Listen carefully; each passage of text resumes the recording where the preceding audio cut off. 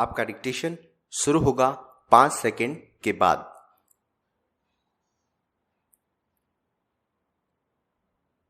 समय सतत चलायमान है, यह किसी के लिए नहीं रुकता है। जैसे जैसे यह बीतता है, नई सीखें भी देता जाता है। समय के इस चक्र में हमारी सीखें और हमारे अनुभव भी हमें कई बार देर से मिले मालूम होते हैं। हमें लगता है कि जिनसे हमारा सामना आज हो रहा है उसे हमें बहुत पहले ही जान लेना चाहिए था। ऐसी ही कुछ बातें हैं जिनको सुनने के बाद लगता है कि काश ये सीख जवानी में मिली होती तो आज जीवन और भी सुखमय हो सकता था। इसी गफलत में पढ़कर हम आज से नजरें हटा लेते हैं और आगे का मार्ग धुंधला जाता है। यही मानिए कि जो हुआ है उसे भूलकर आगे चलना है। चेंज। जिस तरह हर रात की सुबह होती है, ठीक उसी तरह हर दौर का अंत होता है और एक नए दौर का जन्म होता है। जरूरी नहीं कि जो दर्द दुख हमने अपने भूतकाल में सहा तो वही कड़वी बातें हमारा साथ भविष्य तक दें। अगर दुख है तो उसका अंत भी होगा और जीवन का अगला पड़ाव खुशियों से भरा होगा। हमारे चारों ओर खुशियां ही खुशियां होगी। जिंदगी हर कदम पर आपको इनाम देता है। इसका कोई भी निर्धारित गंतव्य नहीं है। अगर पूरा ध्यान भविष्य की चिंता पर लगा दिया तो इससे मौजूदा पल आपसे बिछड़ सकते हैं। इसलिए हर पल को जिए और हर पल का लुत्फ उठाएं। अच्छा खाएं, व्यायाम करें, प्रकृति के नजदीक रहें, ध्यान लगाएं। जितनी अच्छी आदतें आप इस समय विकसित करेंगे उतना ही स्वस्थ रहेंगे। चेंज। सभापति महोदय, मैं रक्षा मंत्रालय की मांगों का समर्थन करने के लिए खड़ा हुआ हूं। वर्तमान घटनाओं से पता चलता है कि संसार का हर देश अपनी सुरक्षा के बारे में चिंतित है और उसके लिए हर प्रयत्न कर रहा है।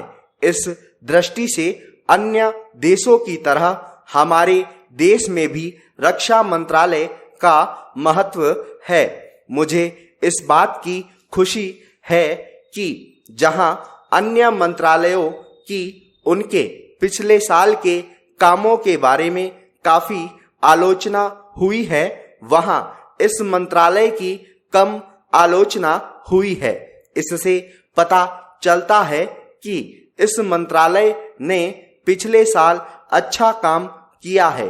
मोटे तौर पर किसी भी देश की सुरक्षा नीति का लक्ष्य यह होता है कि दूसरे देशों, खास तौर से पड़ोसी देशों के साथ मित्रता के संबंध स्थापित हो और हम एक दूसरे के मामलों में हस्तक्षेप न करें। लेकिन उसके साथ यह भी जरूरी होता है कि हम अपने देश की सीमाओं और अखंडता की रक्षा करें।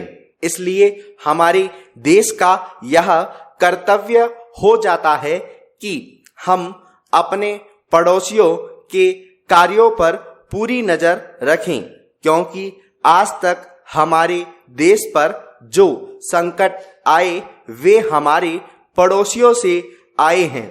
1965 में पाकिस्तान के साथ जो लड़ाई हुई और उसके बाद ताशकंद में जो समझौता हुआ वह सिर्फ कागज पर ही रहा।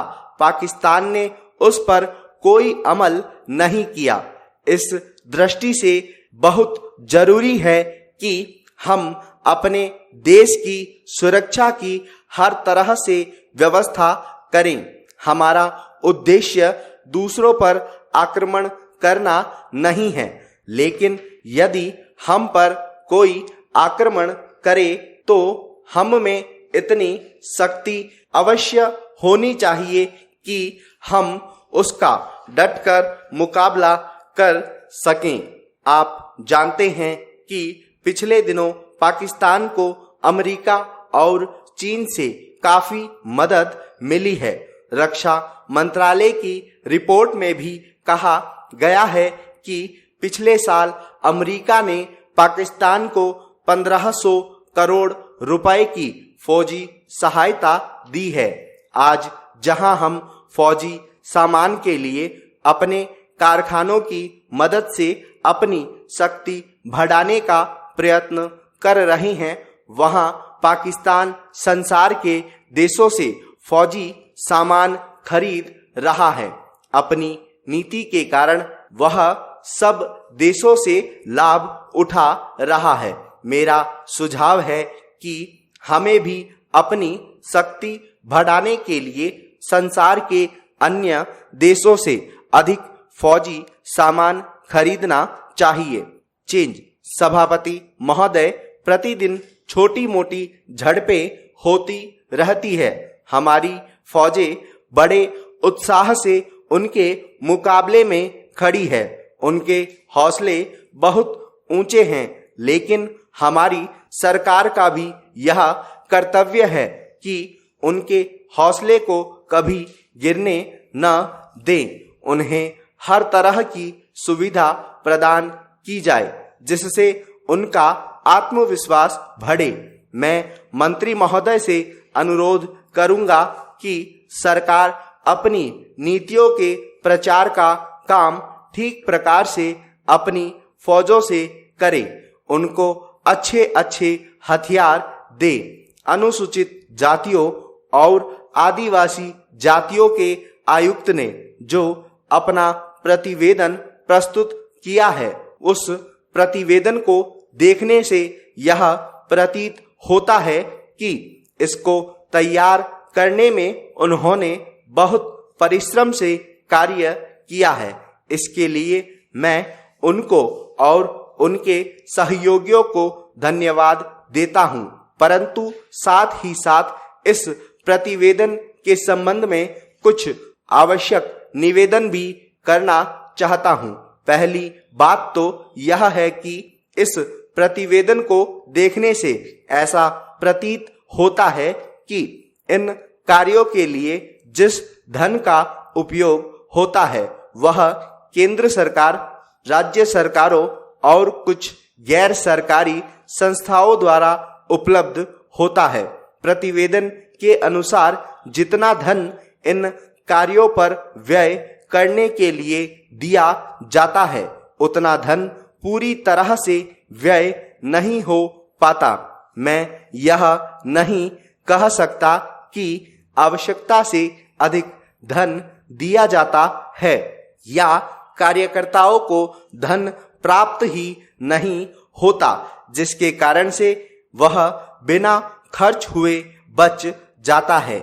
मैं तो यह चाहता हूं कि जितना धन दिया जाता है उसका पूरा उपयोग हो और आयुक्त को यह न कहना पड़े कि इस कार्य के लिए जितने धन की आवश्यकता थी उतना धन नहीं मिल पाया और विवश होकर हमें उस कार्य को बीच में ही रोकना पड़ा।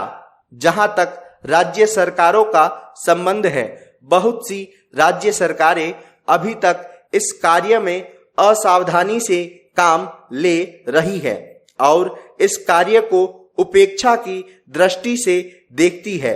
आयुक्त ने इस बात की शिकायत की है कि बहुत सी राज्य सरकारों ने अनेक पत्र भेजने के बाद भी अभी तक अपनी रिपोर्ट नहीं भेजी है। मैं चाहता हूं कि सरकार इस तरफ निष्ठापूर्वक ध्यान दे। राज्य सरकारों पर दबाव डाला जाए कि वे इस दायित्व के प्रति सचेत हों और आयुक्त को उनके कार्य में पूरा सहयोग प्रदान करें।